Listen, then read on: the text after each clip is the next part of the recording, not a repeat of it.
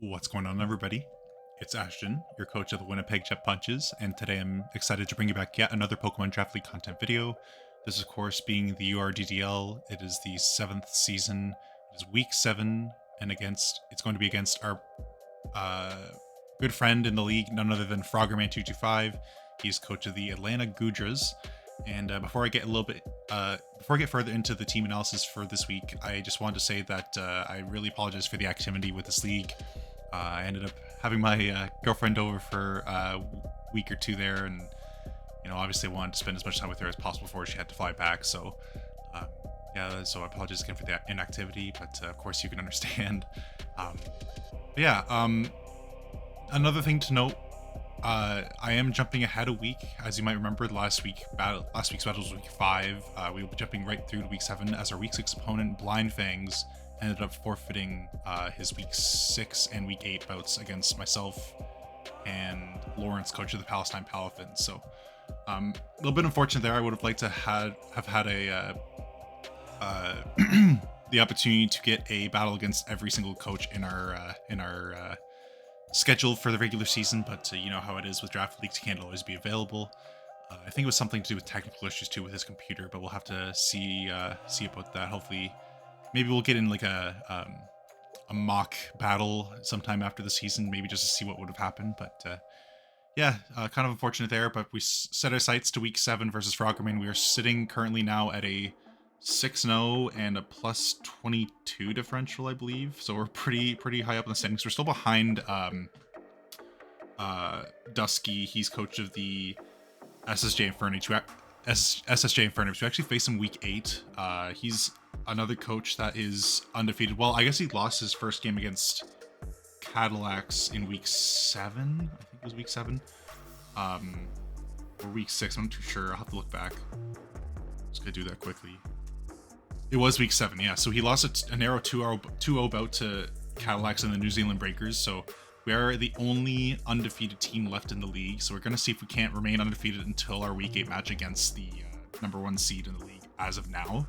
So yeah, with the hopeful help, with the hopes of being the number 1 seed, we're going to see if we can't do very well this week. So yeah, to give you guys an idea of what my opponent has access to, my opponent has access to a very scary Sun team consisting of Gouging Fire, Raging Bolt, Torkoal, Clefable, Mega Beedrill, Venusaur, Marowak Alola, Typhlosion Hisui, Zoroark, Volbeat, Shedinja as his Terra Captain, and Xatu. So yeah, very scary team, but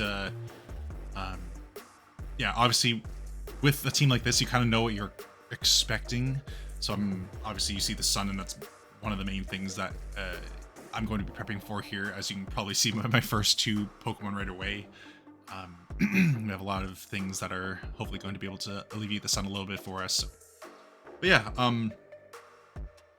things to note: the Shedinja, big threat outside of the weather, or big threat outside of the Sun in this case. With that Terra option, it's going to be a bit of a nuisance, but I think we've prepped accordingly for it.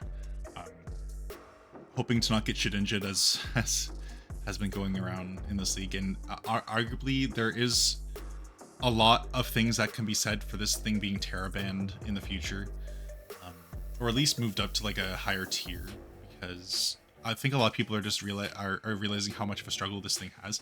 I'm kind of the devil's advocate with it, though, because there is, in Nat decks especially, there's a lot you can do to prep for this, very well knowing that it is coming, and it's not as good as people make it out to be. Like, all I have to do is deal 1 damage. So there's like tricking a Flame Orb or a Toxic Orb. There's Sandstorm if it's not a Terra option, like that prevents that. And then if it is something like Rock or Steel or something like that, then you can bring ground type coverage. If you run Toxic on something where it's a Nat Dex lead and you want to account for, Poison and Steel typings, just bring ground type coverage for that. So ground type coverage and status are very, very important at dealing with Terra Shedinja. I think a lot of people have been missing out on that as they prep for Froggerman's team. So not just saying that Froggerman doesn't deserve to be in the standings that he is, but I think a lot of people are losing to Froggerman because they're losing to Shedinja, not knowing how to deal with it. So that's kind of my case in point with Shedinja. But anyways, I'll stop rambling on about Shedinja and how I think it's a lot more easily managed in draft, especially with Nat decks, and just focus on what the team that we have to combat a very threatening Sun team such as this. We're going to kick things off with the Iron Boulder. It's going to be a booster energy, attack boosting booster energy Iron Boulder with Mighty Cleave, Earthquake, Protect, and Sandstorm. Basically there to make it so that we're not only threatening out a lot of the sand abusers, but also making it so that they can't abuse their own sand with Sandstorm. The Sandstorm's also nice because it will be one of those things that will do that 1% damage to the Shedinja should it come in on it. So that's kind of important to note there. But yeah, with the booster energy, we pretty much guaranteed Oko a lot of his Sun abusers, if not all of his Sun abusers, which is kind of nice. The only thing that kind of avoids the Oko, I believe, would be the Raging Bolt with Earthquake being a spread move. It's going to be doing double damage there. And of course, if Clefable's unaware is the other option there. But yeah, he really does not have a switch into rock types outside of the Shedinja, which is not going to be able to withstand Sandstorm. So that's kind of the thinking with this. It's very simple. I have Protect there just in case he runs like Scarf, Typhlosion to Sui lead. I don't really want to, be forced to take 2 Shadow Balls if I don't have to. So yeah, we're going to see if we can't prevent that from happening and pick off something like that would otherwise be able to be prepped in order to take on the Iron Boulder offensively. So yeah, be on the lookout for Iron Boulder making a lot of waves this week, especially with that massive amount of speed and the booster energy on attack with Mighty Cleave. It's gonna be a free button a lot of the turns that it's in. Then we have URSALUNA BLOODMOON. It's gonna be a bit of a it's like a bulky offensive set, I guess I would call it, with 2 attacks, Rain Dance and Moonlight. I guess Rain Dance and Moonlight are kind of they go against each other a little bit, but if I am in a position where Rain Dance is worth the click, then I'll click it. But Moonlight with the utility of the sun is actually so much better. Just where it will get 75% healing from its max HP rather than the 25% that it would get if Rain was up. So if I can abuse Sun in order to get healing on URSALUNA BLOODMOON, I think URSALUNA is going to be a huge problem for my opponent, especially with the way I've invested in it. I believe I'm able to take 2 Dragon Pulses from a modest Raging Bolt. I don't know about Under the Sun, but it's definitely a modest Raging Bolt. I can take 2 Dragon Pulses, and I might be able to live a Energy Bell from a modest Life Orb Venusaur with this investment. I'll have to double check on that too. But actually, I don't know about that one. It's probably gonna die to an Energy Ball, especially if it's Life Orb modest. But anyway, this thing has investment in order to take certain things from a lot of his special attackers. It is worth noting too that a lot of his Pokemon that are Sun abusers are special. Outside of the Gouging Fire, it's going to be everything else being special, really. Like Raging Bolt special, Torkoal special, Venusaur special, Typhlosion is special. The only one that's not special is the Marowak and the Gouging Fire. So yeah, that's kind of the thinking behind this set. I have enough speed to make it so that I outspeed a Clefable that has sped crept me speed creeping it. So we're gonna see if we can't get a surprise chunk of damage off on the Clefable with this Pokemon. In a kind of a last-ditch effort situation. So yeah, be on the lookout for URSALUNA this week too. Then we have Armarouge. I felt like I really need to bring Armarouge in the sun this week. I didn't really see a reason not to be honest with you. Just being Stab Fire is going to be nice with Armor Cannon in the sun, and a Modest Nature is going to be able to absolutely annihilate my opponent. There's certain roles where max HP Clefable dies to Armor Cannon under the sun too, so that's kind of nice. Especially if you get that Flash Fire boost. It's basically just going to be a hard switch into something that I know is going to go for a fire type attack on a given turn. It also is one of the options I'm thinking about leading with. As you might be able to see at the bottom of your screen, I'm bringing Daxbun this week. I really wanted to make sure that Daxbun came alongside Armarouge this week, just because I think Daxbun also has the opportunity to do really well this week. And I'll get into that set later because there's something I might change about that set too. But yeah, Lava Plume's basically there to ensure spread damage hits the Daxbun for its well-baked body ability, and then we have Trick Flame Orb in order to handle that Shedinja a little bit better. And of course, Scorching Sands basically allows us to hit the Raging Bolt. Otherwise, Armor Cannon is going to be the click of choice. I guess Scorching Sands is also good for the Gouging Fire as well, but it's not going to be able to burn that. So yeah, it's just general coverage move, I guess. But for the most part, under the sun, we're going to be clicking Armor Cannon and Lava Plume. So yeah, hoping that Armor Rouge can alleviate the sun a little bit for us. And then we're going to be bringing a Choice Scarf, Timid, Terra Dragon, Regidrago this week. It's going to be very interesting arrangement of coverage moves, with the only dragon type move going to be using Terra Dragon being Dragon Energy is kind of interesting. To be honest, I built this team like a long while ago. I guess it would have been a week and a half ago, and I have not looked at it since. But yeah, Dragon Energy is going to be nice there. We have enough speed with the Choice Scarf to make sure that we outspeed a Adamant Mega Beedrill. So that's going to be important there.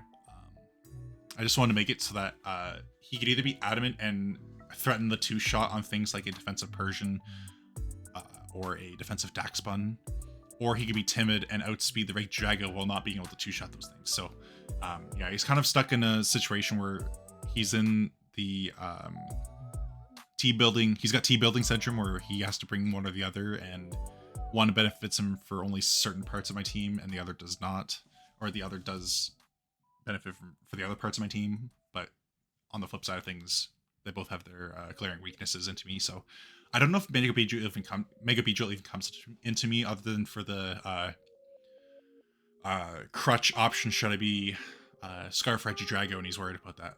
I think that's the only reason that comes. Otherwise, I think he has other speed control options in the Venusaur and the Typhlosion that he could utilize. Even the Scarf Zoroark would be an option that I could see him bringing over something like the Mega Beedrill into me, because to be frank, I don't think it does well. But you never know.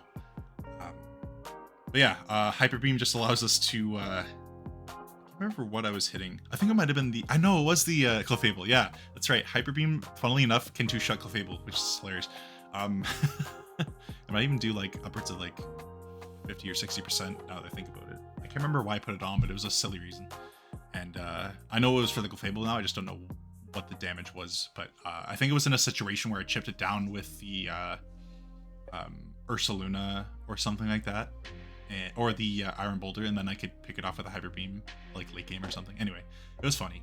But yeah, be on the lookout for Regidrago clicking some buttons and hopefully claiming some more kills, as we are currently in the race for MVP with that Pokemon. I think we're 3 kills behind with 11. I think the Mega Alakazam is in first place with 14, so we're hoping to hunt that down now that we're a couple of games behind here. So yeah, be on the lookout for Regidrago claiming some kills this week. And then, as alluded to before, we're going to be bringing Daxbun. It's going to be an interesting moveset of Body Press, Roar, Protect, and Stomping Tantrum. Going to be debating sort of bringing Wish over Roar. Roar is really just kind of like an emergency thing for the Shedinja, just in case it doesn't come in on sand, or it's coming in and sand's not on the field. Like, if he doesn't bring in Shedinja when sand is already on the field, I want to roar Shedinja in. That's kind of the thinking with this set. But I'm not sure. I'm not sure with that. I might switch Roar out for Wish. But yeah, I just want to make his time a little bit rough. Like, Roar's good if I had rocks here, and I don't have rocks. I don't know if it's all that useful other than the Shedinja. I feel like it's just a waste of move slot in some ways. So definitely debating switching that out. But anyway, the Spadef investment and Spadef nature on the set is very good into my opponent, as he doesn't really have a great way of 2-shotting this thing with his special attackers other than the Venusaur. The Typhlosion Asui even has a tough time being Modest Nature with Shadow Ball. With the leftovers, it guaranteed doesn't 2-shot this Pokemon unless it has an offensive item, so kind of happy about that. And then of course Stomping Tantrum is going to be really good with that ground coverage, so all of his fire types. The only things that this Pokemon doesn't necessarily hit too hard are the Xatu and of course that Shedinja. I think, like I said before, I think we have enough to be able to accommodate for those Pokemon there. So yeah, really banking on the Clefable being both either not unaware or chipped is what I'm kind of hoping for with this set. But yeah, it does pretty well into everything else. It's another one of those Pokemon along with Armarouge that switches in very well into the Fire-type Pokemon. So if I can lead something that baits in Fire-type Pokemon to click Fire-type moves, I can potentially abuse that with Big Body on Daxbun and Flash Fire and Armarouge. But yeah, we'll see about that. It's another lead option. I have so many lead options I could do. It's really, yeah, it's really up in the air as to what I'm going to lead. It really depends on what I see, I guess. But if I don't see an immediate Sun threat, and the thing I'm most worried about is the Torkoal plus Typhlosion Asui lead with like Scarf Eruption and stuff like that. If I don't see that, obviously I'm going to think more into leading something like the Regidrago and maybe pair that with something like even Arm Boulder or Persian or even the URSALUNA. Like there's so many options I could lead here. Another lead option could be the Iron Boulder plus Blood Moon and something like, yeah, there's just so much I can do. But yeah, to round things off, we have a utility, sort of a utility Persian Alola set. Got Rocky Helmet to make it so that if he's going to be hitting my Persian with his Shedinja, it's going to die, for example. And even, I think after, I think it was a funny talk with this, because I think after the Rocky Helmet and Sun's Up, I can kill a Beedrill. Because with the defense investment, I don't die to any one hit from Beedrill from full, even if it's adamant. And I can Burning Jealousy it in the sun, use Burning Jealousy on it in the sun, and the Rocky Helmet plus that would probably kill it. I think that's what it was. But anyway, that's a funny thing. Gunk Shot's also there to threaten the 2-shot on a Spadef Clefable, just in case he is a little bit more worried about something like my Blood Moon. So yeah, that's going to be important for us there. Is there anything else I can really say about this set other than the fact that Fake Out's kind of nice in general on the Switch, and it's another lead option just in case I don't see that Typhlosion. I can Fake Out something and target the other thing with one of my really strong offensive team members. Toxic's also there for the Shedinja. It's one of the Pokemon that I could also use in order to figure out what kind of set the Clefable is. Like if I get a Gunk Shot poison or a Toxic poison, and it takes damage, obviously it's not going to be Magic Guard, and that pretty much confirms that it's unaware, and we can play accordingly off of that information. So yeah, this is more so an information pro Pokemon while also being a utility Pokemon with Rocky Helmet and Fake Out. So yeah, that's going to be the team. So we're going to see if we can't get into a battle here with Froggerman in hopes that we can stay undefeated this season. But yeah, be sure to stick around for the battle because it should be very interesting to say the least. All right, see you guys there. All right, I guess it is that time. Not gonna lie, I'm a little bit nervous for this one. It's actually a couple days since I recorded the team builder video, and I did look at the team a little bit more since the initial recording of the team builder, but I'm still a little bit nervous, even though I've actually had a chance to study up a little bit more on the matchup. I ended up not going for the change on Daxbun, swapping out Roar for Wish. We're gonna see if that comes to bite us in the butt here a little bit, but yeah, we're just gonna see if we can't send a challenge to Froggerman and see how it goes. Have I gotten the...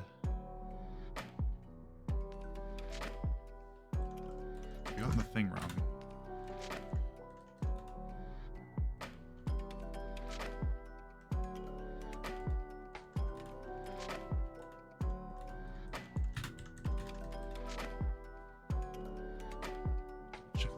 Yeah, he sent it that way in the Discord.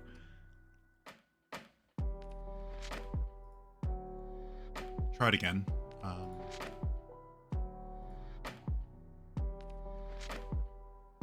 Okay, there we go.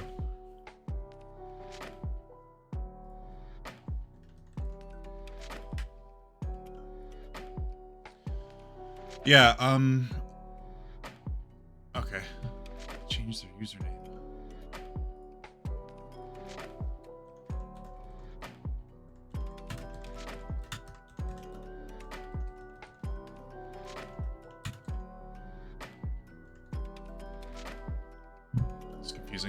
Anyway, yeah, I had a couple lead ideas in mind, including Regidrago plus Persian and Regidrago plus URSALUNA was another thing I was thinking. I don't know if I want to burn Iron Boulder's booster energy early. That's why I'm kind of not opting for that as an option. Okay, so we do see Torkoal Venu. No Shedinja. Okay. Volbeat's there though, so part of me wants to do Regidrago Persian lead against this.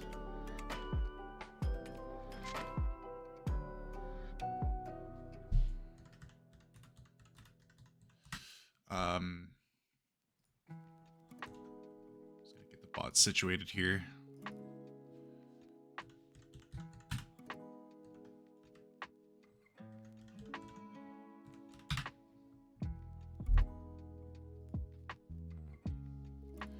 Okay.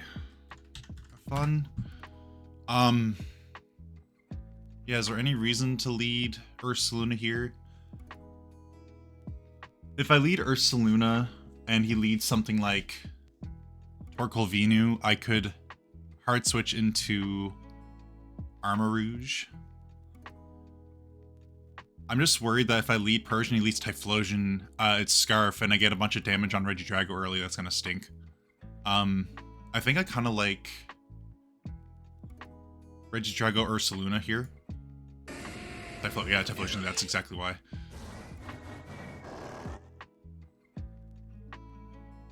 So, I wonder if it's Tailwind plus Eruption here. Let me just do a calc with Regidrago into Typhlosion. Choice specs. Eruption would do 35 to 41. How much is it doing to my URSALUNA? Doesn't kill. I wonder, do we not just Terra Dragon Energy? Yeah, like, I feel like I do, because even if he's like Sash Typhlosion and he's Sunny Days with Volbeat, so make sure that I can knock out Volbeat with Regidrago, actually. Volbeat versus my Regidrago. Dragon Terra doubles, does not kill, so maybe... And I do kill the Typhlosion. So perhaps I... Yeah, perhaps I, Terra Dragon Energy and Blood Moon into the Volbeat. Yeah, Terra Dragon Energy and Blood Moon into Volbeat. Just in the instance that he protects Typhlosion and Tailwinds here. Oh, we just get double down with Regidrago. Nice. 2 kills for Regidrago at the beginning is pretty nice. Okay. Not gonna lie, that's pretty good.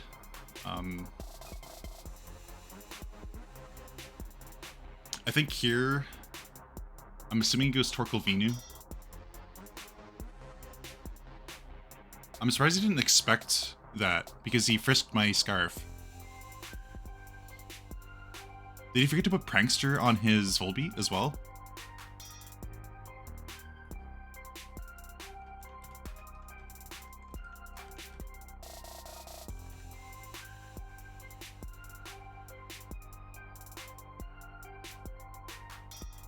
That's a shame if he did. Because, yeah, I don't like outcomes happening because of something like that. That's kind of crummy. But yeah, really good start here. I think Typhlosion Hisui was one of the greater threats on his team. I mean, he still has a lot of threats left. But,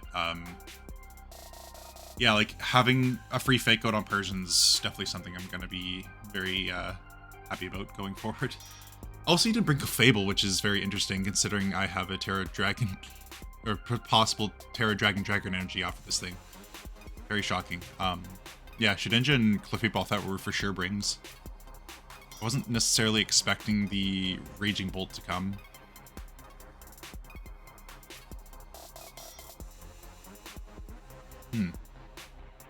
Yeah, I wonder what he goes into here. I feel like it has to be Torkoal plus something. Reset the... Ah, damn. Yeah, I hate when, like, Shodan does that. I wonder if he tried to, like, build on mobile and... What's he? Speed? Attack, okay. Well... I think regardless, I stay in with...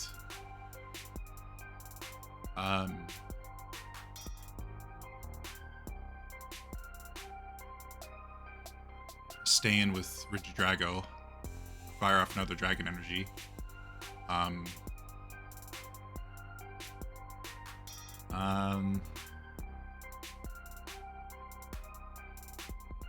think I'm more threatened by the Gouging Fire here. So that's fine. Our Torkoal does live, that's a shame. Oh, we're fine. That's actually okay. Yeah, that's fine. I think here... I want to...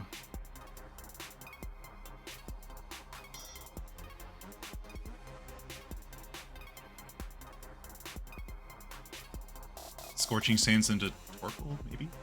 How much is URSALUNA actually? Actually, URSALUNA's not offensive. So maybe I should double the gouging. Yeah, it does two-shot, but... Maybe I, do I lose if he DDs? Not necessarily. I think maybe I think I Scorching Sands Torkoal and I Earth Power Gouging. Okay. Earthquake, that's fine. So I just Earth Power you. I think here I go Persian always. No? Yes? Yeah, I go Persian always.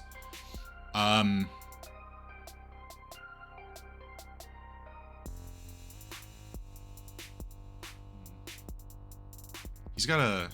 I wonder if I fake out Venu. Rain Dance.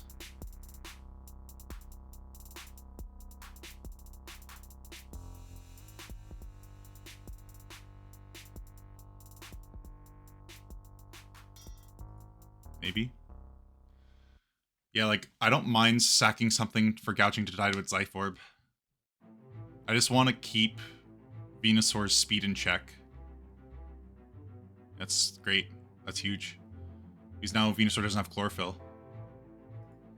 Yeah. I think I'm just gonna... Yeah. Yes. Yes, sir. Yeah, I really needed to prep kind of silly. But, yeah, I think here we just...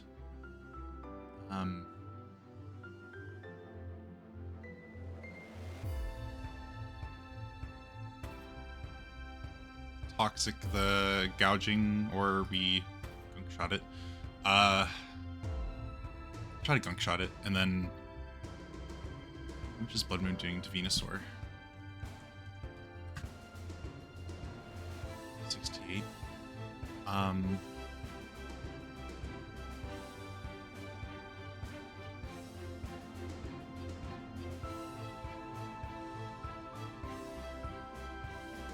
Yeah, I'll try to get URSALUNA sack so I can go back into my Regidrago here. That's fine. Poison? No. He missed Sleep Powder, that's kind of good. So I think we'll... Okay, so we Sleep Powder. We'll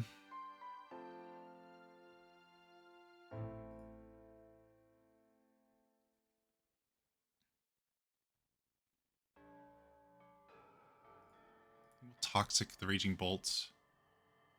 And Earth Power the Venu? Something like that.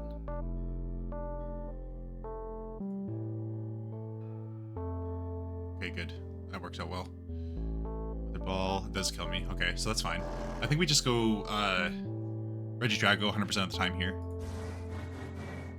And we just spam Gunk Shot into that slot and Dragon Energy here. It's fine. It's fine. Regidrago's picking up some kills this week. I'm kind of happy about that for the killer leader race. Kind of under unfortunate circumstances though, but yeah.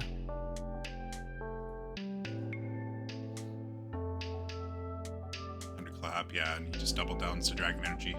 That's huge. Yeah, GG's to Froggerman. Really sorry about the transfer issue with his sets. But I guess it is what it is. Yeah, I would have liked to have had a proper match throughout the entirety of the regular season. I know I said that in my team builder already, but yeah, between the week 6 and week 7 situations, I guess, where week 6 was a 4-for win and this one was just like the not the proper team. It's just, yeah, I feel kind of guilty, but you know, at the same time, I'm gonna take it as the competitor side of me wants to go undefeated this regular season, and now we turn our sights to week 8 where we are 7-0. And we have to face none other than the other coach who was running undefeated for most of the regular season before their week 6 or 7 game there. So, yeah, we're gonna turn our sights to facing Dusky and see if we can't scrounge out an 8-0 regular season and go on to the playoffs with a really good amount of momentum. So, yeah, thank you all so much for watching and for your support in my battles, and I'll see you all for the next one. All right, bye-bye.